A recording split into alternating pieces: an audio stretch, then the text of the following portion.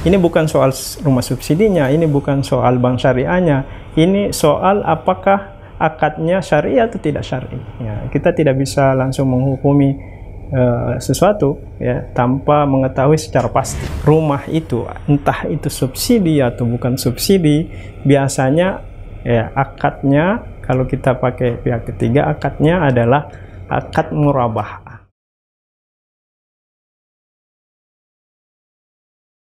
Bagaimana cara transaksi rumah subsidi yang benar, Ustadz? Apakah semua perumahan subsidi syariah yang saat ini itu sudah benar dan bisa kita ikuti, Ustadz? Wah, ini pertanyaan agak berat ya, karena ya terkait dengan rumah subsidi. Jadi sebenarnya tentu akan berbeda antara satu instansi dan instansi yang lain. Kita tidak bisa memukul rata, namanya subsidi hukumnya A, hukumnya B. Kan bisa berbeda antara satu pihak dengan pihak yang lain, antara satu bank syariah dengan bank syariah yang lain.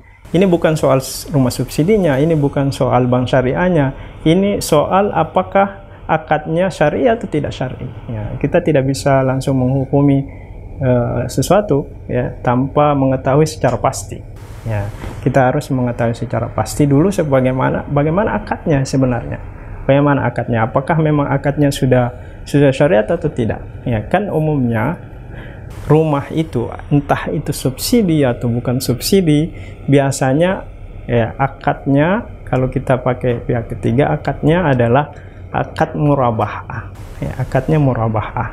Kalau tidak langsung ke developer ya, ada lembaga keuangan syariah.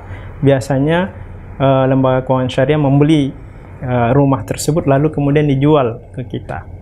Nah, proses transaksi ini perlu kita ikuti sedemikian rupa agar kita cek apakah memang sesuai ya.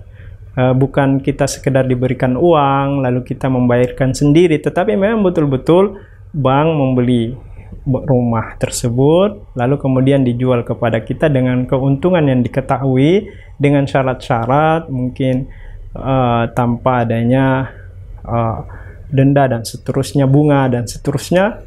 Maka tentu kita harus lihat sedetail mungkin. Jadi kita tidak bisa menghukumi satu-satu, tapi sesuai dengan praktek di lapangan apakah sudah syariah atau tidak. Maka kami sarankan agar bagi pemirsa kemudian yang ingin bertransaksi baik itu di keuangan syariah, hendaklah bisa didampingi ya dengan orang-orang yang sudah mengetahui dengan baik untuk dipelajari akad-akadnya. Jangan sampai ada hal-hal yang bisa menjerumuskan kita kepada riba atau gharar dan seterusnya ya, sehingga betul-betul apa yang kita laksanakan sesuai dengan syariah. Wallahu a'lam bishawab.